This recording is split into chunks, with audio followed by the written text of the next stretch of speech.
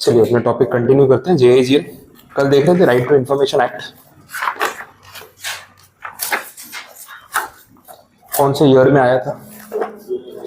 2005 और डेट थी 12 अक्टूबर। जो इंट्रोडक्शन में आपको यूज करना है तो आप डेफिनेटली कोट कर सकते हो। ठीक है, तो बेसिक हमने देखा राइट टू इंफॉर्मेशन एक्ट जो है वो 2005 में गवर्नमेंट ने जो है उसको एग्जीक्यूट किया। और इसका ओरिजिनेशन कहाँ से हुआ? एक केस हुआ था जिसमें ये चीजें डिसाइड हुई थी। तो कुछ नाम याद है केस का? RP limited versus Indian express newspapers. कहाँ पे हुआ था ये केस? सुप्रीम कोर्ट में, हाई कोर्ट में? सुप्रीम कोर्ट में। ठीक है, तो सुप्रीम कोर्ट ने वहां पे बोला कि राइट टू नो ऐसा जो कंसेप्ट है वो एग्जिस्ट करता है और कॉन्स्टिट्यूशन के एक आर्टिकल में एग्जिस्ट करता है। तो कौन सा आर्टिकल नंबर था?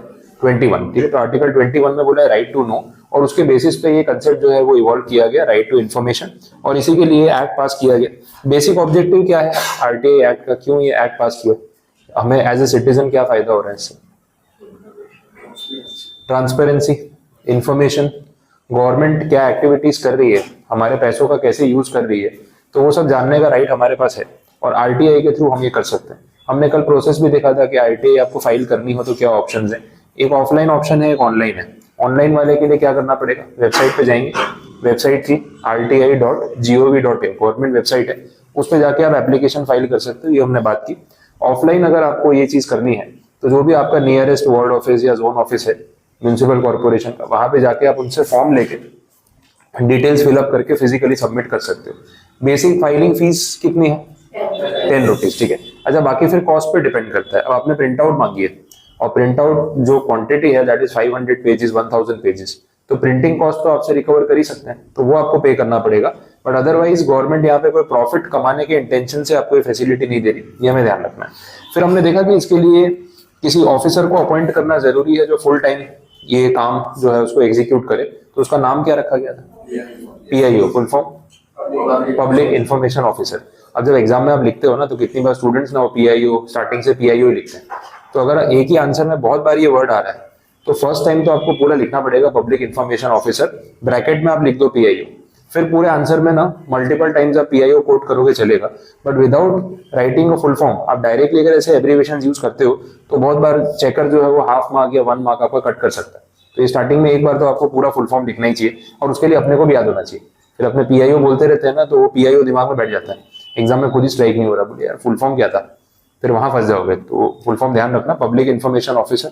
अच्छा कितने पीआईओ अपॉइंटेड हैं, कैसे अपॉइंटमेंट होता है इनका? पूरे इंडिया में एक ही है या पूरे स्टेट में एक है?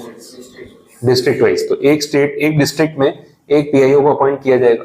अब डिस्ट्रिक्ट अगेन बहुत बड़ी टेरिटरी है, तो हमने देखा था कि सबऑर्डिनेट्स को भी अपॉइंट किया जाता है, उनको क्या बोलेंगे? Assistant PIO. और उनका अपॉइंटमेंट कैसे होगा, मतलब कहाँ पे होगा? सब डिवीजन या सब डिस्ट्रिक्ट बोल सकते हैं। तो डिस्ट्रिक्ट को भी सब डिस्ट्रिक्ट्स में डिवाइड कर दिया, जोन्स में डिवाइड कर दिया और हर एक सब डिस्ट्रिक्ट में एक असिस्टेंट पीआईओ को अपॉइंट कर दिया। फिर हमने देखा कि जो एप्लीकेशन करने का प्रोसेस है वो कैसा है और टाइम लिमिट कितनी है, आपको इन्फॉर्मेशन कितने टाइम में मिलेगी। तो नॉर्मल सर्कमस्टांसिस में अगर आप एक पीआईओ को एप्लीकेशन सबमिट करो तो कितने दिन में वो प्रोसेस हो जानी चाहिए? 30 डेज। अच्छा अगर कोई इमरजेंसी हो तो 48 आवर्स। अच्छा आप पीआईओ के पास जाओ, उसके बदले असिस्टेंट पीआईओ के पास जा सकते हो, तो उसमें क्या होगा? असिस्टेंट पीआईओ वो आपकी एप्लीकेशन पीआईओ तक फॉरवर्ड करेगा। कितना टाइम एक्स्ट्रा लगेगा उसमें? 5 डेज। तो आपका वेटिंग टाइम टोटल 35 डेज इस सिनेरियो में हो सकता है। अच्छा जो इन्फॉर्मेशन आपने पीआईओ से मांगी उसके पास नहीं है, बोले मुझे किसी थर्ड पार्टी से इन्फॉर्मेशन लेके आपको प्रोवाइड करनी पड़ेगी, तो थर्ड पार्टी को कितना एक्स्ट्रा टाइम मिलेगा? 10 दिन। इसमें आपका वेटिंग टाइम बढ़ जाएगा। तो अगर आप डायरेक्ट पीआईओ के पास गए हो तो 30 + 10 40 डेज, और अगर वो असिस्टेंट पीआईओ के थ्रू गए हो तो 5 डेज और एक्स्ट्रा, तो मैक्सिमम 45 डेज तक आपको वेट करना पड़ सकता है। अगर पीआईओ ने आपकी एप्लीकेशन रिजेक्ट कर दी तो वो राइटिंग में आपको रीजन देंगे कि रिजेक्ट क्यों किया है, उसमें भी ट्रांसपेरेंसी होगी। और अगर 30 डेज में उन्होंने कोई जवाब ही नहीं दिया तो मान लिया जाएगा कि आपकी जो एप्लीकेशन है वो डीम्ड टू बी रिजेक्टेड, उनकी तरफ से रिजेक्शन नहीं मान लिया जाएगा। मैंने खुद एक बार आरटीआई फाइल की थी, मेरी ग्रेजुएट मतलब एमकॉम की डिग्री थी, मास्टर्स की। मैं इग्नू से, ओपन यूनिवर्सिटी से मैंने अप्लाई किया था और मेरा एमकॉम कंप्लीट हो गया था। तो उसके बाद काफ़ी टाइम हो गया, वो उनकी डिग्री या कुछ आया नहीं, मार्कशीट नहीं आई। तो मुझे कुछ प्रोसेस के लिए ज़रूरत थी, तो मैंने उनको फिर ईमेल किया यार मेरी डिग्री आई नहीं है। तो कुछ कन्फ्यूजन हो रहा था उनके एंड से, पता नहीं क्या था। तो वैसे ऐसा कभी इशू होता नहीं है, बट अब मेरे केस में कुछ स्पेशल था कि उन्होंने डिग्री भेजी नहीं, अदरवाइज तो इतने लोग करते हैं तो टाइम टू टाइम डॉक्यूमेंट आ ही जाता है। तो मैंने मेल किया तो उन्होंने बोला आप प्रिस्क्राइब प्रोसीजर फॉलो करो। अब मैं सोचा प्रिस्क्राइब प्रोसीजर है क्या, फिर उसका वो ब्रोशर प्रोस्पेक्टस डाउनलोड किया वेबसाइट से, उसको पढ़ा। उसमें जो उन्होंने लिखा था, मेरा सीए के बेसिस पे एमकॉम था, इग्नू का टाइप था सीए इंस्टीट्यूट के साथ, अभी नहीं है पहले था। तो सीए अगर आपने किया हुआ है तो एमकॉम में कुछ लिमिटेड एग्जाम्स देनी होती है, बाकी आपको सीए फाइनल के क्रेडिट्स मिल जाते हैं और जल्दी डिग्री खत्म हो जाती है। तो मैंने वो किया था, तो आई थॉट कि ठीक है उनको सारे डॉक्यूमेंट्स चाहिए होंगे, तो मैंने सारा बंच बना के सीए फाउंडेशन से लेके फाइनल तक सब डॉक्यूमेंट्स ये वो करके जेरोक्स करा के अटेस्ट करके उनको भेज दिए। तो वहां से वो डॉक्यूमेंट्स वापस आए कोरियर, तो बोले नहीं ऑनलाइन सबमिट करो। मैं बोला ठीक है ऑफलाइन भेज दिया, तुमको ऑनलाइन चाहिए, तो स्कैन करके अपलोड करके मेल किया, फिर भी कोई जवाब नहीं आया। अब मैं भी क्या काम में लगा हुआ, कभी वंस इन अ व्हाइल मुझे बैठे बैठे याद आ जाता है, मैं मेरी एमकॉम की डिग्री नहीं आई, तो जब याद आता है मैं उनको मेल कर देता हूँ। उनका एक ही जवाब आता है, फॉलो द प्रिस्क्राइब प्रोसीजर। मैंने भी बोला मुझे प्रिस्क्राइब प्रोसीजर बता दो, मैं फॉलो कर लेता हूँ। तो बोले आप वो वेबसाइट पे सर्च कर लो, मतलब ठीक से जवाब दे ही नहीं रहते, पता नहीं क्या हो रहा था। फिर एक बार यही टॉपिक पढ़ाते पढ़ाते मेरे ध्यान में आया, बोले यार मैं आरटीआई पढ़ाता रहता हूँ, मैं ही फाइल कर देता हूँ, आरटीआई के थ्रू मंगवा लेता हूँ, तब तो देनी पड़ेगी। तो सडनली मुझे स्ट्राइक हुआ, आप सोचो एमकॉम खत्म हुए मेरे 3 साल हो गए थे, डिग्री आई नहीं थी। 2018 मैंने कंप्लीट किया, कोविड भी निकल गया। कोविड के बाद मुझे ध्यान में आया, चलो आरटीआई फाइल करके देखता हूँ, 2 साल से ये लोग ऐसे लटकाए जा रहे हैं। जब भी मुझे याद आता है मेल करता हूँ तो बोलो फॉलो द प्रिस्क्राइब प्रोसीजर, आगे बात बढ़ी नहीं रही है। तो मैंने सोचा ये ऑप्शन एक बार ट्राई करके देखते हैं, इसमें 30 डेज बोला है, तो इसमें तो सही जवाब देना ही पड़ेगा क्योंकि ये तो गवर्नमेंट के थ्रू है। तो जबकि ओपन यूनिवर्सिटी वो भी सेंट्रल गवर्नमेंट के अंडर में ही आती है, बट उनका मैनेजमेंट जो है वो ठीक से रिप्लाई दे नहीं रहा था, और उनका जो यहाँ पे रीजनल ऑफिस है वो अहमदाबाद में है। मैंने अहमदाबाद मेल किया, दिल्ली मेल किया, बट कुछ बात नहीं बनी।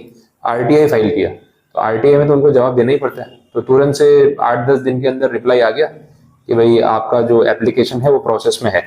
बट फिर क्या हुआ ना, कोविड हो गया।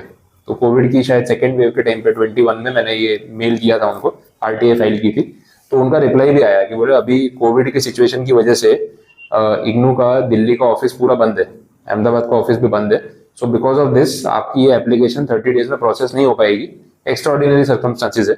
बट जैसे ही ऑफिस ओपन होगा आपको वापस से हमें कोई मेल करने की जरूरत नहीं है, बाय डिफॉल्ट आपकी रिक्वेस्ट प्रोसेस हो जाएगी। मतलब फेयर इनफ। तो जैसे ही ऑफिस ओपन हुआ इमीडिएटली सीधा डिग्री घर पे आ गई, और ये सब 20-25 डेज के अंदर पूरा प्रोसेस हो गया। मैंने सिर्फ एक बार उस पर एप्लीकेशन किया, जो कल आपको वेबसाइट बताई, ऑटोमेटिक काम हो गया। मतलब जो 3 साल से वो लोग प्रोसेस नहीं कर रहे थे, वो ये काम 20 दिन में हो गया। और कोविड वाला मैटर नहीं होता, बीच में 8-10 दिन बंद नहीं हुआ होता, क्योंकि सेकेंड लॉकडाउन लगा था ना, तो 2021 में तब दिल्ली पूरा बंद था, तो उस टाइम पे मैंने वो किया था। तो वो नहीं होता तो शायद उससे भी जल्दी रिप्लाई आ जाता। तो दिस इज इफेक्टिव, ये काम करता है। मुझे लगता है अगर आरटीआई नहीं किया होता तो वो डिग्री आज भी नहीं आई होती। अहमदाबाद जाके आता तो भी बोलते प्रिस्क्राइब प्रोसीजर फॉलो करो, हम नहीं देंगे। बोले यार बता दो क्या है प्रोसीजर, तुम एक ही एक मेल मुझे भेजे जा रहे हो लेकिन प्रोसीजर नहीं बता रहे। बट जब आरटीआई किया तो वहां से उनके पास आया होगा रिक्वेस्ट कि यार ये प्रोसेस करना पड़ेगा। अब यूनिवर्सिटी वाले ये नहीं बोल सकते फॉलो द प्रिस्क्राइब प्रोसीजर, बोले भाई जो भी है इसकी डिग्री भेजो फटाफट, 30 डेज में जवाब देना है, नहीं तो पेनल्टी जो है वो पीआईओ के ऊपर आ जाएगी। तो बाई डिफॉल्ट वो काम हो गया। तो एक नॉर्मल सिटीजन के लिए उसका काम करवाने के लिए ये चीज इफेक्टिव है, वो यहाँ से पता चलता है। ये मेरा पर्सनल एक्सपीरियंस है। बाकी स्टूडेंट्स को तो मैं एवरी टाइम बोलता हूँ एग्जाम के बाद, जिनका रिजल्ट नेगेटिव आता है, बोले सर पेपर मंगवा के देखना है, मैंने तो सोचा था इतने मार्क्स आएंगे, बहुत बहुत ही कम आ गए, अब क्या करूँ। मतलब भाई देख आईसीएसआई की वेबसाइट पे जाओगे तो उसमें पेपर रीवेरीफाई करवाने के 250 रुपीज चार्जेस है। अगर कॉपी मंगवानी है स्कैंड कॉपी तो 500 रुपये चार्जेस है पर सब्जेक्ट। तो अगर 2 सब्जेक्ट मंगवाओगे तो 1000 रुपये तो ऐसे ही गए। इससे बेटर है 8-10 रुपये में आरटीआई कर दो, सेम चीज 10 रुपये में आपको मिल जाएगी। ठीक है, फिजिकल कॉस्ट तो कुछ है ही नहीं, प्रिंट आउट नहीं भेजते वो लोग, ईमेल पे कॉपी स्कैन करके भेजते हैं, आप ब्राउजर में ओपन करके देख लो या डाउनलोड कर लो। उस चीज के 500 रुपये देने का कोई सेंस नहीं बनता है, सिर्फ स्कैनिंग एंड अपलोडिंग है। वैसा 10 रुपये में काम हो रहा है, आप 4 सब्जेक्ट की मंगा लो, टोटल 10 रुपये ही देने, तो बहुत कॉस्ट इफेक्टिव हो जाता है किसी के भी लिए। 500 rupees per paper and 10 rupees in total, कितना फर्क है। तो ये चीज जो है वो इफेक्टिवली काम करती है वैसा। चलिए, तो ये सब पॉइंट्स हमने देखे। तो पीआईओ के बारे में बात हो गई, असिस्टेंट पीआईओ देखा, प्रोसीजर देख लिया। फिर हम देख रहे थे बहुत सारी इन्फॉर्मेशन जो है वो एग्जेम्प्टेड होती है फ्रॉम डिस्क्लोजर। कुछ पॉइंट्स ध्यान में आ रहे हैं, कौन कौन सी टाइप की इन्फॉर्मेशन एग्जेम्प्ट थी फ्रॉम डिस्क्लोजर, जो मांगोगे तो नहीं बताएंगे। कॉपीराइट वाली, आईपीआर वाली, पर्सनल डिटेल्स, किसी इंडिविजुअल के पर्सनल डिटेल्स जो पब्लिक डेटा में नहीं आती। और कुछ, हाँ वो कंट्री के जो लीडर्स हैं वो मिलते हैं, अगर फॉरेन गवर्नमेंट के साथ कोई अग्रीमेंट हो कि भाई डेटा हम सीक्रेट रखेंगे, वो नहीं दे सकते। और कुछ कैबिनेट पेपर्स, कैबिनेट मिनिस्टर्स की मीटिंग होती है, उसमें जो उनकी मिनट्स रिकॉर्ड होती है, जो सारी चीजें अंदर डिस्कस हुई है, प्रेस कॉन्फ्रेंस में वो अपने आप बता देते हैं कि आउटकम क्या आया, बट मीटिंग में डिस्कशन क्या क्या हुआ वो पॉइंट टू पॉइंट जानना आपका राइट नहीं है वैसा। और कोई पॉइंट? हाँ, कोर्ट का ऑर्डर हो या ट्रिब्यूनल का ऑर्डर हो कि इस कोर्ट में जो भी डिस्कस हुआ है वो बाहर पब्लिक में डिस्कस नहीं होना चाहिए, बाहर नहीं जाना चाहिए, तो फिर वो रिस्ट्रिक्शन रहेगा। अदरवाइज फिर वो कंटेम्प्ट ऑफ कोर्ट हो जाएगा। कंटेम्प्ट ऑफ कोर्ट मतलब कोर्ट के ऑर्डर्स को डिसरिगार्ड करना, डिसओबे करना, and that is a disrespect to the court, और वो एक क्रिमिनल ऑफेंस है, उसके लिए आपको जेल भी हो सकती है वैसा। ठीक है, और कोई पॉइंट था? हाँ, किसी की फिजिकल सेफ्टी या ऐसा कोई प्रॉब्लम ना आ जाए तो उसके लिए जो इन्फॉर्मेशन है वो नहीं दी जाएगी, अगर उससे डेंजर हो सकता है तो ये पॉइंट्स थे।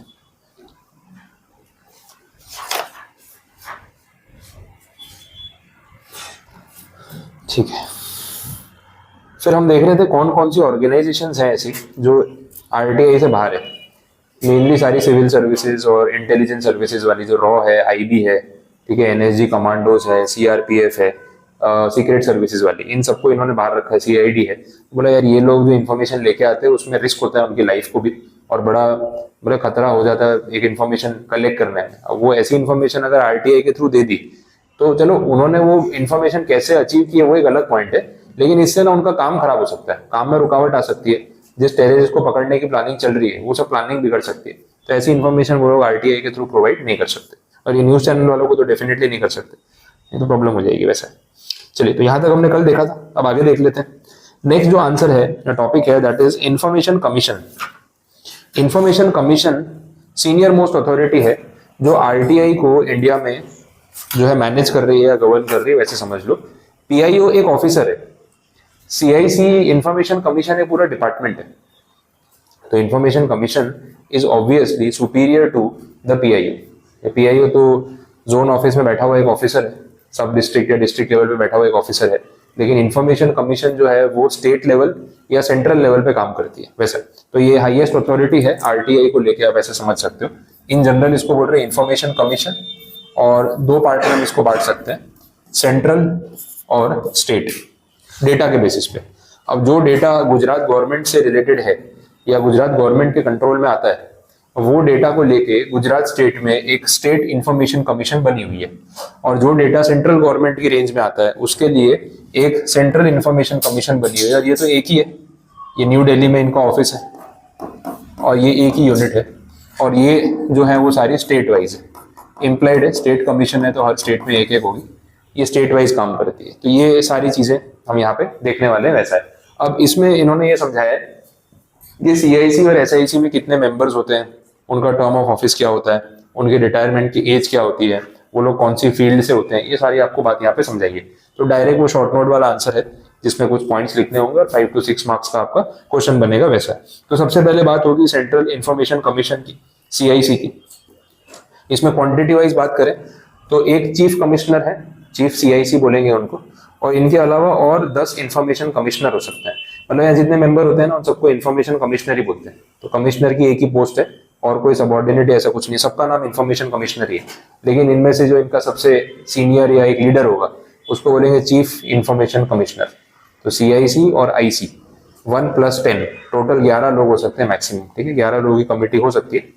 एक चीफ सेंट्रल इंफॉर्मेशन कमिश्नर और एक सेंट्रल इंफॉर्मेशन कमिश्नर, या बाकी के 10 क्वांटिटी में वैसा। अब आगे की बात यह है कि इनका अपॉइंटमेंट कैसे होता है वो समझना है, थोड़ा ध्यान रखना उसमें, आप लिखते टाइम क्लियर रखना।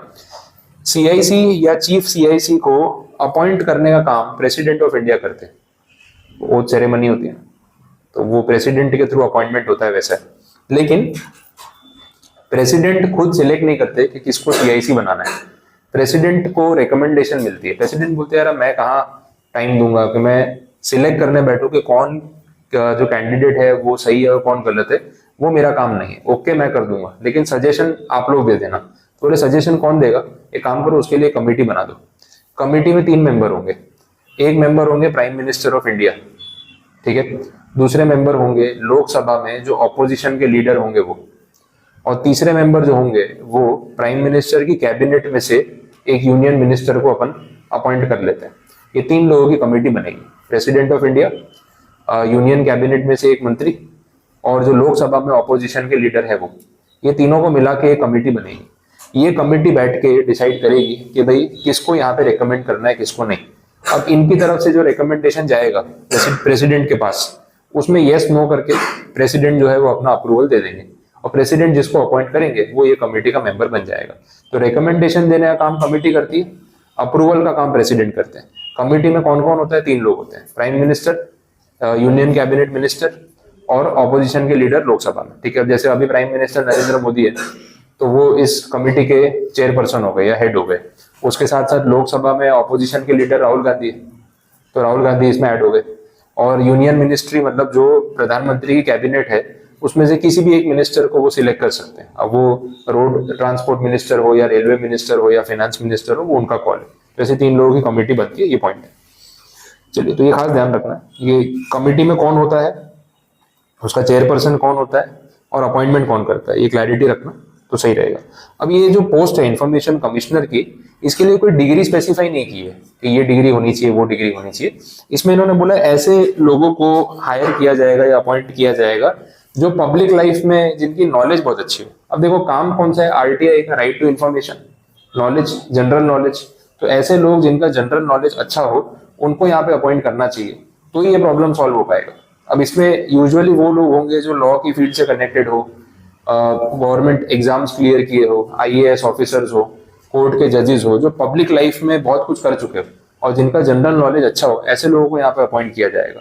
अब ऐसा कुछ नहीं है कि और कोई फील्ड से, कोई डॉक्टर इंजीनियर भी हो सकते हैं, डिपेंडिंग कि उस पर्सन ने अपनी पब्लिक लाइफ में क्या अचीव किया होगा, तो उसके बेसिस पे उसका सिलेक्शन होगा वैसा। तो कोई डिग्री की बात यहाँ पे स्पेसिफिक नहीं की है। कोई जर्नलिस्ट भी हो सकता है, एग्जाम्पल्स में सब कुछ लिखा हुआ है। फिर बोला है कि जब आप इंफॉर्मेशन कमीशन में अपॉइंट हो रहे हो इस पोस्ट पे, तो this is a full time duty. ये सिर्फ एक ऑन पेपर पोस्ट नहीं है कि चलो ठीक है आपको अपॉइंट कर दिया, काम तो कुछ होता नहीं है, ऐसा नहीं है। ये फुल टाइम ड्यूटी है, क्योंकि आरटीआई के बहुत सारे मैटर चलते रहते हैं। तो आप अगर अवेलेबल नहीं रहोगे और टाइम नहीं दोगे तो आपका यहाँ पे होने का कोई मतलब नहीं है। तो when you are appointed as information commissioner, you can not do any other activity, और कोई बिजनेस और कोई जॉब, सैलरी, इनकम, कोई पॉलिटिकल पार्टी के साथ जुड़ा हुआ होना, उसमें काम करना, वो सब आप नहीं कर सकते। ये फुल टाइम जॉब है, जब तक आप इस पोस्ट पे हो आपको इसी के ऊपर फोकस करना है, ये पॉइंट है। फिर बात हो रही है कि ये जो सीआईसी है इनका टर्म ऑफ ऑफिस कितना होगा, तो बोला है 5 ईयर्स, 5 साल का टर्म ऑफ ऑफिस, और रिटायरमेंट की age 65 years, whichever is earlier. अब ये दोनों में से जो अर्लियर है वो देखा जाएगा। अब आपको 63 की एज में अपॉइंट किया है तो आपका 2 ही साल का टर्म बचा है, 5 साल वाली कंडीशन फिर काम नहीं लगेगी क्योंकि 65 पहले हो जाएगा। और 57 की एज में अपॉइंट किया तो आप 5 साल पूरे कर सकते हो, दोनों में से विच एवर इज अर्लियर। और बोला है कि यहाँ पे रीअपॉइंटमेंट पॉसिबल नहीं है, तो कोई भी एक पर्सन अपनी लाइफ में एक ही बार इस कमेटी का मेंबर बन सकता है, फिर आपके बाद दूसरे लोगों को चांस मिलेगा। भाई 10-11 तो लोग होते हैं इंडिया में, कितने लोग होंगे जो पढ़े लिखे होंगे, एलिजिबल होंगे, तो हर बार किसी नए पर्सन को बनाएंगे, लेकिन रीअपॉइंटमेंट नहीं होता है, तो 1 टाइम अपॉइंटमेंट ही होता है। तो मैक्सिमम 5 ईयर्स के लिए आपकी लाइफ में एक ही बार आप इस पोस्ट पे काम कर सकते हो, वैसा। ठीक है, वैसे ही सेम टॉपिक है स्टेट इंफॉर्मेशन कमीशन या फिर एसआईसी। अब इसमें आपके लिए थोड़ा इजी हो जाएगा कि एक फॉर्मेट समझ आ गया, तो सीआईसी एसआईसी वाले आंसर में आपको सिर्फ सेंट्रल के बदले स्टेट करना है, तो बाकी का ऑब्जेक्टिव पूरा वही है। टर्म ऑफ ऑफिस, आपकी age limit, quantity of members, सब सेम है। लेकिन अब जैसे वहां पे बोला था अपॉइंटमेंट कौन कर रहा था, प्रेसिडेंट ऑफ इंडिया। अब क्योंकि यहाँ पे स्टेट लेवल पे बात हो रही है, तो स्टेट लेवल पे प्रेसिडेंट जैसी जो पोस्ट होती है ना, वो यहाँ पे काम आएगी, that is governor of a state. President of India किसी रूलिंग पार्टी या ऑपोजिशन पार्टी से बिलोंग करते नहीं है। गवर्नर की पोस्ट भी वैसी होती है, एक स्टेट का गवर्नर जो है वो न्यूट्रल पर्सन होता है, वो किसी पार्टी को बिलोंग नहीं करता है। तो बोला कि यहाँ पे अपॉइंटमेंट होगा गवर्नर ऑफ द स्टेट के थ्रू। फिर इनको भी रिकमेंडेशन की जरूरत पड़ेगी, ये लोग भी डायरेक्ट सिलेक्शन खुद नहीं करेंगे, तो रिकमेंडेशन के लिए यहाँ पे 3 लोगों की कमेटी फिर से बनेगी। अब वहां पे कमेटी में चेयरपर्सन थे प्राइम मिनिस्टर, यहाँ पे होंगे चीफ मिनिस्टर। ठीक है, स्टेट लेवल पे स्टेट हेड तो चीफ मिनिस्टर होता है। फिर वहां पे लोकसभा के ऑपोजिशन के लीडर या विधानसभा के ऑपोजिशन के लीडर या स्टेट लेजिस्लेटिव असेंबली बोल लो, वही बात होगी। वहां यूनियन मिनिस्ट्री थी, यहाँ पे स्टेट कैबिनेट होगी। तो एकदम सेम पैटर्न चलता है, सिर्फ सेंट्रल के बदले उसके बदले जो उसका स्टेट रिप्रेजेंटेटिव है वो आ जाता है, बाकी पूरा टॉपिक सेम है। अब बात हो रही है यहाँ पे सैलरी की। ये इंफॉर्मेशन कमिश्नर्स को जो सैलरी मिलती है, जो अलाउंसेस मिलते हैं, वो सेम होते हैं जो एक इलेक्शन कमिश्नर को मिलते हैं। तो यहाँ कोई अमाउंट कोट नहीं किया, रेफरेंस दे दिया। इलेक्शन कमीशन ऑफ इंडिया में जो इलेक्शन कमिश्नर्स होते हैं उनका जो पे स्केल होता है, उनकी जो सैलरी होती है, सेम टर्म्स पे इनको भी अपॉइंट किया जाता है। बस इतना आपको रेफरेंस देना है और कोई अमाउंट यहाँ पे नहीं लिखा होगा। बाकी बोला सब कुछ same, all procedures, post, qualification, eligibility, composition of officers same as in CIC अब।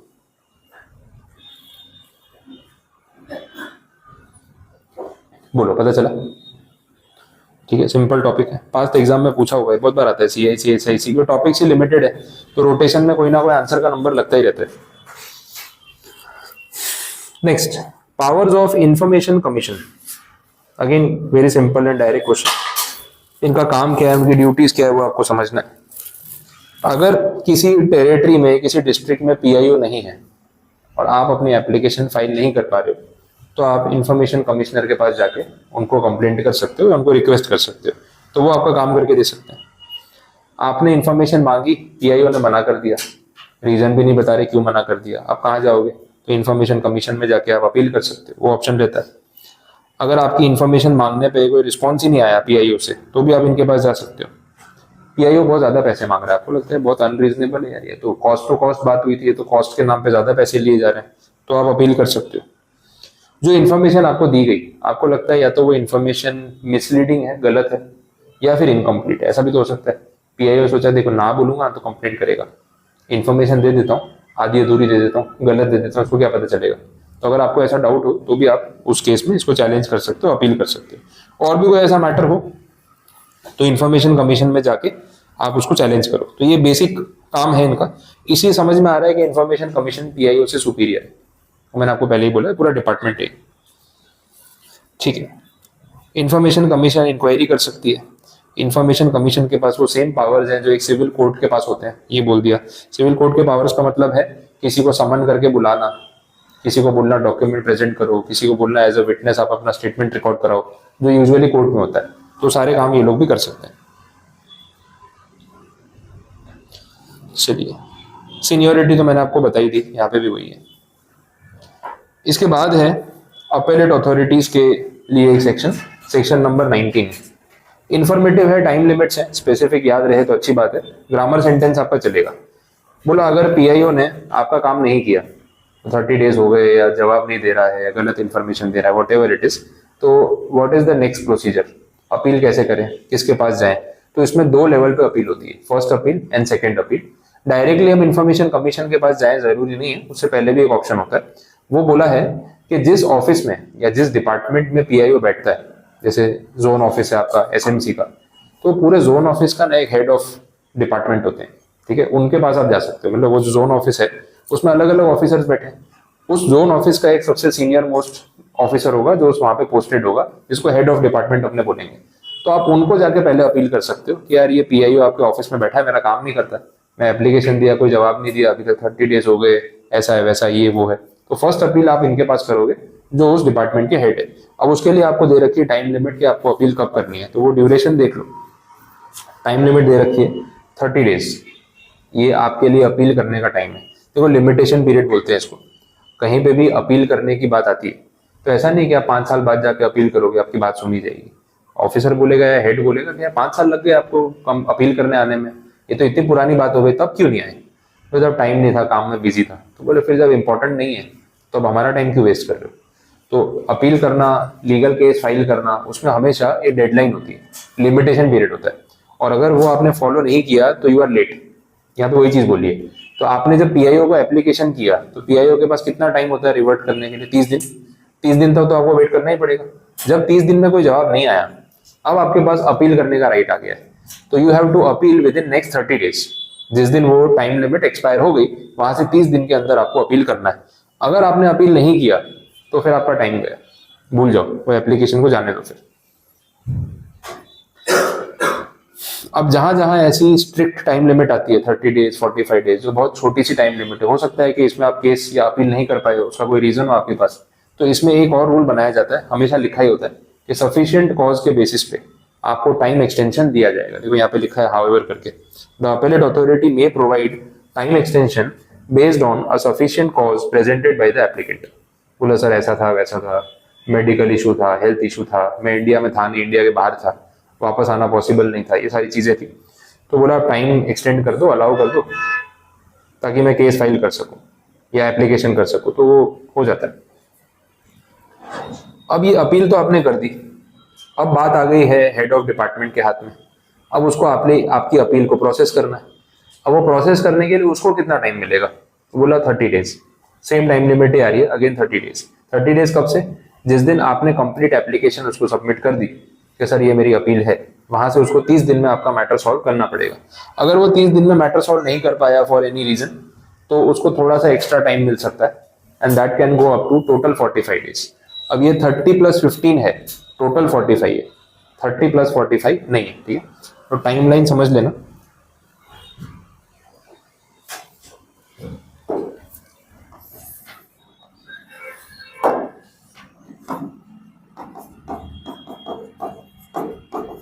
ये आपने आरटीआई फाइल कर दी, यहां से 30 दिन तक तो आपको वेट करना ही पड़ेगा, क्योंकि ये गेम अभी पीआईओ के हाथ में है।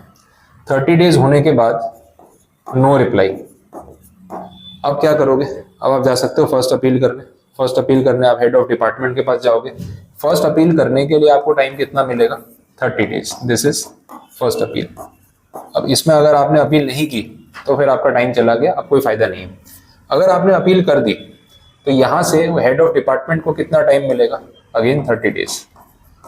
ये है टू प्रोसेस द अपील।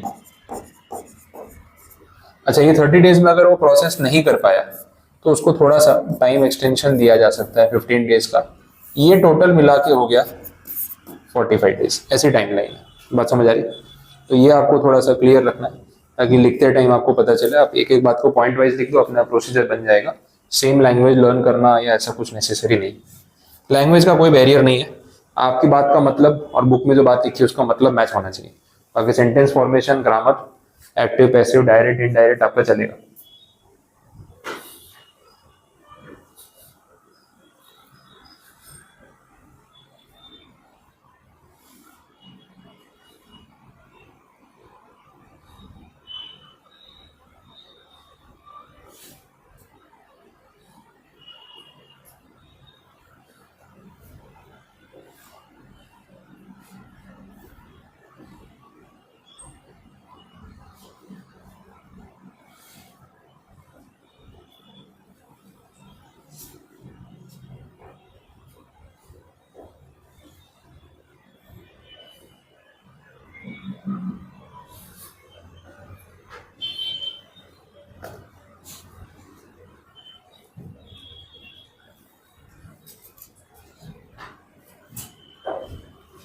बोलो, समझ आ गया?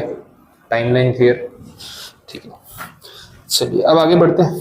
अब फर्स्ट अपील आपने कर दी, हेड ऑफ डिपार्टमेंट ने यहाँ पे आपकी एप्लीकेशन प्रोसेस करके अपना रिजल्ट सुना दिया। डिसीजन आपके फेवर में नहीं है and you are not satisfied. आपको लगता है कि यार ये तो गलत है, फिर से इसके ऊपर किसी को कंप्लेंट कर सकते हैं। अब बात आएगी सेकंड अपील की। सेकंड अपील किसको करोगे, इंफॉर्मेशन कमिश्नर को। अब डिपेंड करता है कि डेटा किससे रिलेट करता है। अगर स्टेट गवर्नमेंट का सब्जेक्ट है तो you have to go to the SIC, otherwise to the CIC. तो वो दोनों में से जहां पे भी रेलेवेंट होगा वहां आपको जाना पड़ेगा। अब इसमें सेकंड अपील में भी टाइमलाइन बता दी। द एसआईसी और the CIC may within 90 days of the date on which the decision was given by the first appellate authority, such period may be extended on the basis of sufficient cause presented by the applicant for not filing an application। मतलब आपको यहाँ पे second appeal करने के लिए 90 days का time मिलेगा। 90 days में आप जाके इनको अपील कर सकते हो और उसके बाद ये आपका केस सॉल्व करके देंगे। वैसा है 90 डेज में अगर आप अपील फाइल नहीं कर पाए तो आप सफिशिएंट कॉज या फिर टाइम एक्सटेंशन की डिमांड कर सकते हो, तो वो टाइम लिमिट है। तो अपील करने के लिए आपके पास 90 दिन का टाइम होता है। वो यहाँ से स्टार्ट होगा जब इनका डिसीजन आएगा ना, इसके बाद की स्टोरी है, प्लस 90 डेज। इतने दिन में आप अपील कर सकते हो, नहीं किया तो आपका मौका चला गया। ठीक है, बात समझे? तो सिंपल टाइमलाइन है। इसके बाद एक पेनल्टीज वाला सेक्शन है, सेक्शन 20। ये 4 मार्क्स में पूछा था, 2-3 एग्जाम पहले आया था। ये आपको 5 पेपर्स में मिलेगा। इतना सिंपल डायरेक्ट क्वेश्चन, 4 मार्क्स। तो कंटेंट कितना है, इतना ही लिखना है। आप थोड़ा सेंटेंस की फॉर्म में लिखोगे तो कंटेंट बढ़ जाएगा, फिर भी आधे पेज से ऊपर नहीं जाएगा। आधा पेज लिखने के 4 मार्क्स मिल रहे हैं, तो ऐसा लॉटरी वाला टॉपिक है। यहाँ पे बोला कि पीआईओ के ऊपर पेनल्टी कितनी लगती है डिले किया तो, मतलब पर डे पेनल्टी है 250 रुपीज, और मैक्सिमम कहाँ तक जाएगी, 25,000 रुपीज तक। तो पीआईओ पे इतनी पेनल्टी लगेगी। क्यों लगेगी पेनल्टी? तो अभी तक जितना पढ़ा वही पॉइंट्स है। एप्लीकेशन एक्सेप्ट नहीं कर रहा है, इंफॉर्मेशन देने में डिले कर रहा है, इंफॉर्मेशन देने से मना कर रहा है विदाउट रीजन, इनकम्प्लीट इंफॉर्मेशन दे रहा है, मिसलीडिंग इंफॉर्मेशन दे रहा है, इनकरेक्ट इंफॉर्मेशन दे रहा है, ये सब हो सकता है। इंफॉर्मेशन डिस्ट्रॉय कर दी, या फिर इंफॉर्मेशन आपको ना मिले, आपके काम में रुकावट डाल रहा है, तो ये सब अगर पीआईओ करेगा तो फिर अपने क्या कर सकते हैं, तो उसमें पेनल्टी लगनी चाहिए। तो ये रीजंस की वजह से उसके ऊपर पेनल्टी लगाई जाती है, and that is with reference to section 20। बोलो, बात समझ आई? चलो आगे बढ़ते हैं। Next, jurisdiction of court, section number 23। एक छोटा सा प्रोविजन है, पहले तो ये वर्ड समझना है, व्हाट इज ज्यूरिसडिक्शन। आपने कहीं वर्ड सुना है ज्यूरिसडिक्शन? कुछ मतलब पता है? आपके वर्ड में बता दो, मैं कोई डेफिनेशन नहीं मांग रहा, जो भी आपको समझ आता हो, कोई वर्ड आपने पढ़ा हो, सुना हो। What is jurisdiction?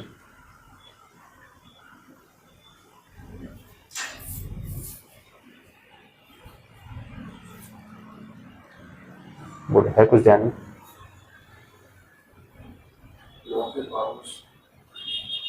हाँ, थोड़ा इससे रिलेटेड ही है, लेकिन नॉट एग्जैक्टली पावर्स।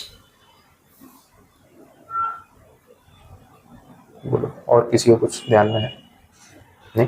ठीक है, बता देता हूँ। ज्यूरिसडिक्शन मतलब जैसे आपने पावर्स बोला, powers subject to some limitations, जैसे एक रेंज हो गई। अब जैसे आपके और मेरे बीच में कोई डिस्प्यूट है, बिजनेस को लेके, ट्रांजैक्शन को लेके कोई झगड़ा है, या प्रॉपर्टी को लेके कोई डिस्प्यूट है, तो हम कोर्ट में जाके एक दूसरे पे केस फाइल कर सकते हैं। कौन से कोर्ट में जाके केस फाइल करेंगे? पूरे इंडिया में कोई भी कोर्ट में जा सकते हैं, या फिर डिपेंड करेगा कि प्रॉपर्टी कहाँ पे है और लोग कहाँ पे रहते हैं, लोकेशन पे डिपेंड करेगा। ये प्रॉपर्टी को लेके झगड़ा है, प्रॉपर्टी सूरत में है, आपने मेरे ऊपर केस फाइल किया दिल्ली के कोर्ट में। दिल्ली के कोर्ट बोलेगा यहाँ तक क्यों आया, सूरत में भी तो कोर्ट था, गांधीनगर अहमदाबाद में भी कोर्ट था, गुजरात हाईकोर्ट जा सकते थे, आप सीधा दिल्ली आ गए, तो कोई लॉजिक नहीं है। तो बोला कि प्रॉपर्टी जहां पे सिचुएटेड है, वो एरिया जिस कोर्ट के रेंज में आता है ना, आपको उसी कोर्ट में जाना पड़ेगा। That range is called jurisdiction. Jurisdiction मतलब उसके पावर्स और उसकी रेंज, वैसा है। अब ये ज्यूरिसडिक्शन जो है वो 4 फैक्टर्स पर डिपेंड करता है इन जनरल। एक तो सब्जेक्ट मैटर क्या है, जैसे सिविल डिस्प्यूट है और आपने केस फाइल कर दिया क्रिमिनल कोर्ट में, तो मैजिस्ट्रेट बोलेगा भाई ये तो सिविल मैटर है, ये हमारा केस नहीं, आप सिविल कोर्ट में जाओ। अच्छा, उल्टा है, मर्डर का केस आपने सिविल कोर्ट में फाइल कर दिया, जज बोलेगा यार मैं पार्टनरशिप के डिस्प्यूट, फैमिली डिस्प्यूट पे काम करता हूँ, ये मर्डर का मैटर है, मेरा केस नहीं है, आपको क्रिमिनल कोर्ट में जाना पड़ेगा। तो ऑब्वियसली जो मैटर है उसके हिसाब से ज्यूरिसडिक्शन डिसाइड होता है। दूसरा पॉइंट है लोकेशन, टेरिटरी, जैसे मैंने सूरत और दिल्ली वाला एग्जाम्पल दिया। तीसरा पॉइंट जो है वो पैसों को लेके, अमाउंट कितना बड़ा इन्वॉल्व है। हर छोटे कोर्ट में आप ऐसा बड़ा केस लेके चले जाओगे, 2-5 हजार करोड़ का फ्रॉड है, तो लोकल सिविल कोर्ट जो है कॉम्पिटेंट नहीं माना जाता है, वो सीधा हाई कोर्ट लेवल पे चला जाएगा, वैसा है। और लास्ट पॉइंट है पर्सन कौन इन्वॉल्व है। अब कोई पॉलिटिशियन इन्वॉल्व है, कोई गवर्नमेंट ऑफिसर इन्वॉल्व है, कोई आर्मी पर्सन इन्वॉल्व, ऐसा भी हो सकता है। तो पर्सन कौन इन्वॉल्व है उसके बेसिस पे भी डिपेंड करता है कि केस कौन से कोर्ट में चल सकता है। तो यूजुअली 4 पॉइंट्स होते हैं जो ज्यूरिसडिक्शन से रिलेट करते हैं। ये आगे अपने सिविल प्रोसीजर वाले चैप्टर में आंसर है, पूरा पढ़ने वाले, अब इसे नॉलेज के लिए बता रहा हूँ। यहाँ पे बोला है कि ज्यूरिसडिक्शन की बात अगर हम आरटीआई को लेके करें तो एक लाइन में प्रोविजन दिया हुआ है, सिर्फ एक लाइन में। इसमें यह बोला है कि जो सबसे लोएस्ट ग्रेड का कोर्ट होता है उसके पास आरटीआई के मैटर को डील करने का पावर नहीं होता है। Jurisdiction on the basis of subject matter, ये टॉपिक है सब्जेक्ट मैटर वाला हो गया। आरटीआई को लेके कोई भी डिस्प्यूट है और अगर कोई मैटर कोर्ट में जाता है तो जो सबसे छोटा कोर्ट होता है, कोर्ट के भी अलग अलग लेवल होते हैं ना, एक लोकल सिविल कोर्ट होता है, एक उसके ऊपर होता है डिस्ट्रिक्ट एंड सेशंस कोर्ट, उसके ऊपर होता है हाई कोर्ट, उसके ऊपर होता है सुप्रीम कोर्ट। तो बोला ये मैटर डायरेक्ट डिस्ट्रिक्ट कोर्ट या सेशंस कोर्ट लेवल पे जाएगा, लोअर सिटी कोर्ट में नहीं जाएगा। अब ये सब्जेक्ट मैटर के बेसिस पे डिसाइड किया, क्योंकि मैटर आरटीआई का है, सेक्शन मना करता है। अब ये बात आरटीआई एक्ट में लिखी है तो अपने को फॉलो करनी है, नहीं लिखी होती तो फिर कोई प्रॉब्लम नहीं था, लोकल कोर्ट से मैटर शुरू होता। बट क्योंकि रिस्ट्रिक्शन है, सीधा सेकंड लेवल के कोर्ट में ही ये मैटर डील हो सकता है, फर्स्ट लेवल के कोर्ट में नहीं। तो ये बात आपको ध्यान रखनी है। चलिए आगे देखते हैं। नेक्स्ट है सेक्शन नंबर 26। थोड़ा सा ऐसा सेक्शन जो स्टूडेंट्स ना एक्सपेक्ट नहीं करते। अभी क्या होता है, अपने प्रोफेशनल एग्जाम का प्रिपरेशन करते हैं ना, तो फियर को ज्यादा रहता है दिमाग में, क्या इसमें तो कोई पास नहीं होता है, इतना टफ एग्जाम है, पता नहीं क्या क्या पूछते होंगे। तो अपनी एक्सपेक्टेशन ऐसी होती है कि इजी चीज तो पूछेंगे नहीं ना, फेल करने तो बैठे अपने को, तो हर क्वेश्चन ही डिफिकल्ट होगा। बट रियलिटी ऐसी नहीं है, हर क्वेश्चन डिफिकल्ट है, हर क्वेश्चन बुक के बाहर है, तो फिर कोई पास कैसे होगा? तो ऐसा बिल्कुल नहीं होता। बहुत बार ये लोग ना वो ऐसे गूगली फेंकते हैं, ब्लफ कर देते हैं आपके साथ, आपको लगता है बॉल घूमेगी और सीधी फेंक देते हैं। आपने उधर घुमा के मारा, बोल्ड हो गए। बॉल सीधी फेंकी थी उन्होंने, ज्यादा कुछ करना नहीं था, लेकिन आपने ध्यान नहीं दिया।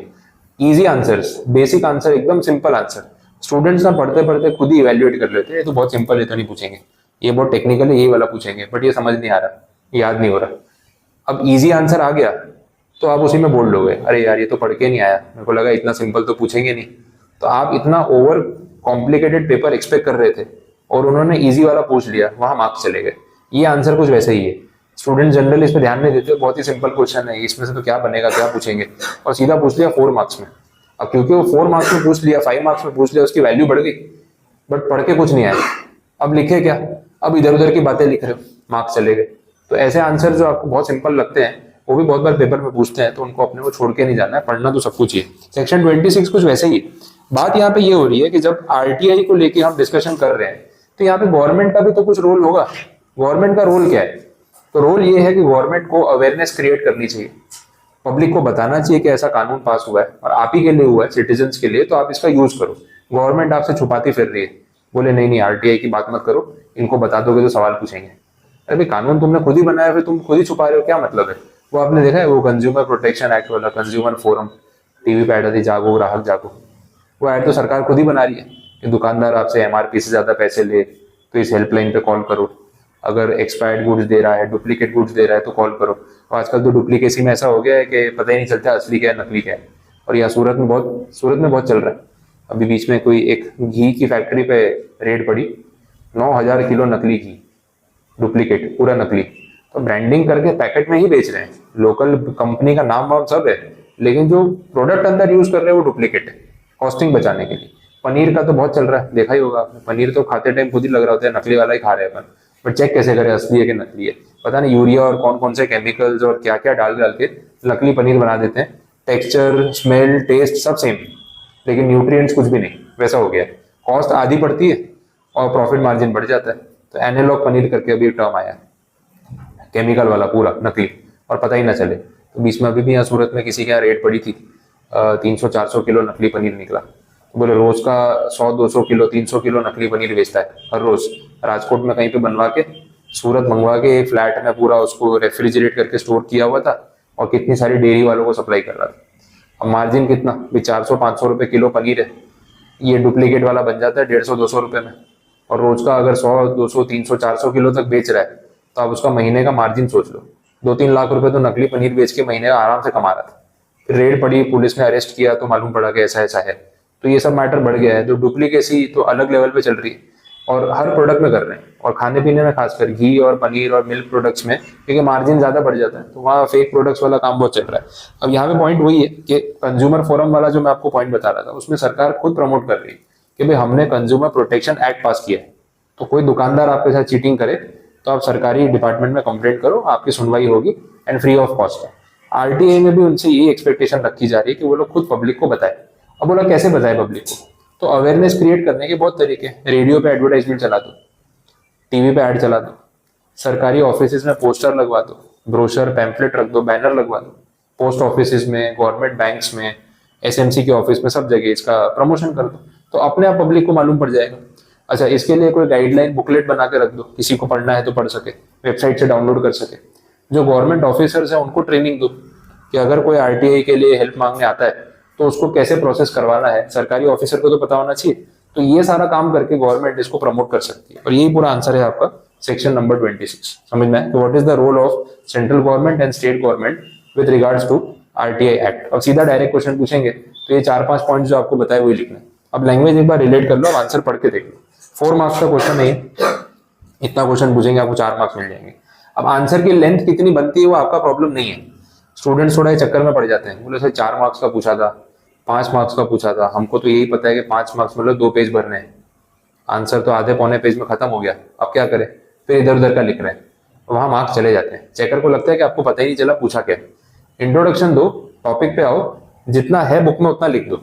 अब आपका आंसर अगर 3/4 पेज में खत्म हो चुका है, 3/4 साइड में, तो नॉट नेसेसरी कि 5 मार्क्स जस्टिफाई करने के लिए आप इधर उधर का 2 पेज भर दोगे, उसमें उल्टा मार्क्स आपके कम हो जाएंगे। तो वो करने की यहाँ पे कोई रिक्वायरमेंट नहीं है। मैंने बहुत स्टूडेंट्स के आरटीआई में आंसर शीट देखी हुई, मंगवा के मेरे पास ही लेके आते हैं, सर देखो ना मार्क्स क्यों काट लिए। तो हम लोग टैली कर रहे होते हैं, क्वार्टर पेज लिखा है, 4 में 3.5 दिए हुए हैं, क्योंकि पॉइंट सारे कवर हो रहे हैं और आंसर उतना ही। तो लेंथ का मार्क्स के साथ कोई कोरिलेशन नहीं है, कंटेंट का है, और ये आपके लिए बहुत फेवरेबल है। वो फालतू के पेज भरने का प्रेशर आपके ऊपर नहीं है। तो थोड़ा सा माइंडसेट आपको वैसा रख के लिखना है, तो आपके मार्क्स अपने आप बनेंगे। फिर चलो देख लो सेक्शन 26, आप 2 मिनट लेके खुद ही पढ़ लो, फिर बताओ कुछ नहीं समझ आए तो बोलो, क्योंकि पॉइंट्स तो मैंने सारे बता दिए।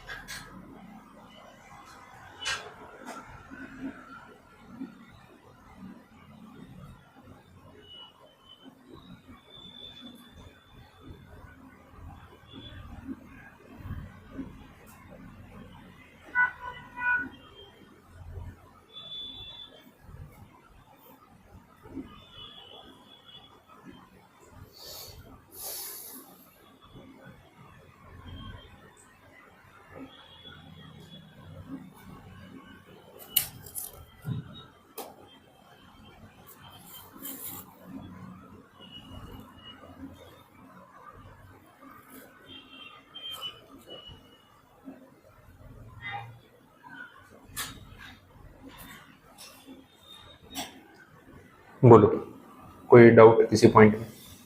हो गया, रीड कर लिया, क्लियर है? ठीक है, आगे देखें। लास्ट टॉपिक बचा है, obligations of public authority. Public authority है क्या, बात हमने कल भी की थी। जो भी सरकारी अथॉरिटीज हैं, जो या तो कॉन्स्टिट्यूशन के थ्रू बनी हो, या सेंट्रल गवर्नमेंट या स्टेट गवर्नमेंट के थ्रू बनी हो, या किसी एक्ट के थ्रू उनको क्रिएट किया गया हो, और जिनका काम है पब्लिक को सर्विस देना, दैट इज पब्लिक अथॉरिटी। इनके ऑब्लिगेशंस क्या है? तो पहले तो बोला कि इनको रिकॉर्ड्स प्रॉपरली मेंटेन करना है, डेटा उनको मेंटेन करना है, क्योंकि आरटीआई में जब इन्फॉर्मेशन मांगी जाएगी इनसे और इनके पास इन्फॉर्मेशन है ही नहीं, तो प्रॉब्लम है। अच्छा, पहले के टाइम पे ये इन्फॉर्मेशन जो स्टोर की जाती थी वो फिजिकल फाइल्स होती थी। तो सरकारी ऑफिस का जो रिकॉर्ड रूम होता है, आप वो देख लो तो आपको चक्कर आ जाएंगे। फाइल्स बना बना के रखी हुई है। अब फिजिकल पेपर्स को स्टोर करने के लिए आपको फिजिकल स्पेस चाहिए, तो हर सरकारी ऑफिस में एक रिकॉर्ड रूम बना दिया। अब वो रिकॉर्ड रूम में जो फाइलें इकट्ठी हो रही है मंथ वाइज, ईयर वाइज, उसको फिर क्या है ना, वो एक साथ इकट्ठा करके रस्सी वस्सी से बांध के, कपड़े में बांध के, उसका पूरा ना वो पोटला वोटला बना के डाल दिया रिकॉर्ड रूम में। अब कोई 5 साल बाद आया, बोले फाइल चाहिए, अब ढूंढेगा कौन? फिर प्यून को बोलो भाई ढूंढ दे यार, बोले अब इतने इतने ढेर में कहाँ ढूंढूंगा, टाइम लगेगा। क्योंकि देख के आलस आता है ना, इतने सारे सामान में आपको कुछ बोलते हैं ढूंढ के लाओ, कितना आलस आता है, बोले कौन ढूंढेगा, छोड़ो यार। तो सामान ढूंढने में टाइम लगता है, तो फिजिकल फाइल्स को ढूंढना, रीलोकेट करना बहुत डिफिकल्ट हो जाता है। अच्छा चलो ढूंढ तो लेंगे, अगर सेक्शन वाइज प्रॉपरली रखी है तो मिल जाएगी, लेकिन फिर रिकॉर्ड रूम का मेंटेनेंस भारी पड़ता है। कभी वाटर लीकेज हो गया बारिश में, कभी चूहे आ गए अंदर, पता चला फाइल खुलते चूहे सारे पेपर खा चुके हैं, ऐसा होता है। लोग कोर्ट में, गवर्नमेंट ऑफिसर्स ना, गवर्नमेंट डिपार्टमेंट्स कोर्ट में इस तरीके से एप्लीकेशन देते हैं। कोई कोर्ट केस होता है ना, तो जज बोलते हैं ये फाइल सबमिट करो, बोले सर चूहे खा गए, लेके भी आते, बोले देखो सारे चूहे खा गए, कुछ है ही नहीं इसके अंदर। तो कितनी बार तो क्या होता है, प्रूफ नहीं देना होता है ना अपने अगेंस्ट, चूहे को खिला देते हैं फाइल, बोले खा लो बैठ के, बची ही नहीं है क्या करें। तो ये सब प्रॉब्लम भी होता है। तो बोला फिर रिकॉर्ड रूम में फाइल्स इस तरीके से जब रखी जाएंगी तो डेटा कैसे मिलेगा? तो बोला प्रॉपरली रिकॉर्ड मेंटेन करने की जिम्मेदारी पब्लिक अथॉरिटी की है। आजकल ये प्रॉब्लम सॉल्व हो गया, बिकॉज अब क्या कर रहे हैं गवर्नमेंट एंटिटीज, सारी फाइल्स को स्कैन करके उसकी पीडीएफ बना रहे हैं और फिजिकल फाइल्स को डिस्ट्रॉय करना शुरू कर दिया। इसके दोनों फायदे हैं, एक तो आपकी वो ऑफिस स्पेस खाली हो जाती है, सरकारी ऑफिस में करोड़ों रुपए की जमीन रिकॉर्ड रूम में वेस्ट हो रही है, तो बोला इसको फ्री करो। और सर्वर पे होने से चूहों का खाने का प्रॉब्लम नहीं होगा। अब चूहा सर्वर का वायर खा सकता है, लेकिन ड्राइव पे जाके वो फाइल को नहीं खा पाएगा। तो वो डिजिटाइज करने का काम जो गवर्नमेंट ने किया, तो पब्लिक अथॉरिटी को रिकॉर्ड मेंटेन करना चाहिए, ये उनकी ड्यूटी है। दूसरे पॉइंट में बोला है, सेक्शन 4 है ये, इसमें बोला है कि जैसे ही ये एक्ट पास होगा, 12 अक्टूबर 2005 जो हो चुका है, ऊपर ने देखा था 120 days from the date of enactment, उसकी बात हो रही है। तो बोला हर पब्लिक अथॉरिटी को अगले 120 दिन के अंदर अंदर ये सारा डेटा जो नीचे लिखा हुआ है ना, वो रेडी करके उसको डिस्प्ले करना है। अब डेटा में क्या डिस्प्ले करना है, उनको अपने बारे में एक इंफॉर्मेशन पूरी प्रिपेयर करनी है और एक नोटिस बोर्ड पे चिपकाना है। तो जो भी सरकारी डिपार्टमेंट है उस डिपार्टमेंट के बारे में सब कुछ एक पूरा डिटेल में आप डिटेल रेडी करो और उसमें लिखो कि भाई इस डिपार्टमेंट में कौन कौन से ऑफिसर्स काम करते हैं, कौन कौन सी पोस्ट है यहाँ पे, क्या क्या उनकी ड्यूटी है, क्या उनका वर्क स्कोप है, क्या उनका मंथली सैलरी रेम्यूनरेशन है, और कौन सुपीरियर है कौन जूनियर है। वो सारा डेटा आपको रेडी करना है अबाउट योर ऑर्गेनाइजेशन, और वो डेटा पब्लिक के लिए अवेलेबल होना चाहिए। तो बाहर एंट्री पे नोटिस बोर्ड पे लगा दो, तो किसी को कोई भी जानकारी चाहिए आपकी अथॉरिटी के बारे में तो वहां से मिल जाए, या एक डॉक्यूमेंट बना दो, बुकलेट बना दो, पैम्फलेट छपवा दो, उसमें से मिल जाए। तो ये ड्यूटी पब्लिक अथॉरिटी की रहेगी, ऐसा इन्होंने यहाँ पे बोला।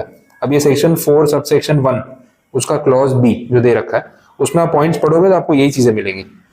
ऑर्गेनाइजेशन की डिटेल, उनके फंक्शंस, उनकी ड्यूटीज, ऑफिसर्स के पावर, वो लोग प्रोसीजर क्या फॉलो करते हैं, अकाउंटेबिलिटी किसकी रहेगी, एटसेट्रा एटसेट्रा, ये सारी चीजें रहेंगी। तो ये पूरी लिस्ट है।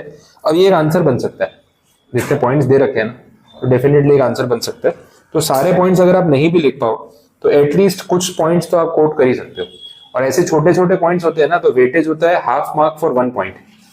तो अगर 4 मार्क्स का पूछा है तो 8 पॉइंट मोर देन इनफ, उससे ज्यादा नहीं भी, 1-2 एक्स्ट्रा लिख सकते हो, सारे लिखना नेसेसरी नहीं। तो ये लिस्ट जैसा आंसर है, आप इसमें से जितने याद रख सको उतना काफी है। मेजरली तो मैंने आपको पॉइंट्स बताई दिए। बोलो, बात समझ आई? तो ये है ऑब्लिगेशंस पब्लिक अथॉरिटी। अब जो लास्ट में टॉपिक दे रखा है आरटीआई अमेंडमेंट एक्ट 2019, वो पॉइंट्स ऑलरेडी आगे कवर हो गए हैं, रिपीट है, बट ना मॉड्यूल में उन्होंने ऐसे अमेंडमेंट के तौर पे सेपरेटली दिया था जब आया था ये 19 में, तो मैंने तब से ऐसे ही रखा हुआ है। इसके अंदर सारे वही पॉइंट्स जो हमने CIC SIC वाले आंसर में देखे, तो ये पूरा आपका कवर हो गया है। इलेक्शन कमीशन वाला पॉइंट देखा, कमिश्नर की सैलरी के बराबर सैलरी होती है, वो पॉइंट देखा, एग्जैक्टली वही है। तो मैंने आगे शॉर्ट नोट में ऑलरेडी वो पॉइंट्स को समराइज कर ही लिया है। तो ये सिर्फ एक बार फॉर्मेलिटी के लिए आप रीड कर लेना, एग्जाम के लिए आपको वापस से इसको पढ़ना नहीं पड़ेगा, इसलिए मैं फिर अभी रिपीट नहीं कर रहा हूँ क्योंकि सेम ही पॉइंट है। चलिए, तो ये कंप्लीट हुआ। तो इसके साथ आपका आरटीआई का पूरा टॉपिक जितना यहाँ पे दे रखा है वो हमने पूरा देख लिया। आपको कुछ पूछना है, नहीं समझ में आया तो बताओ।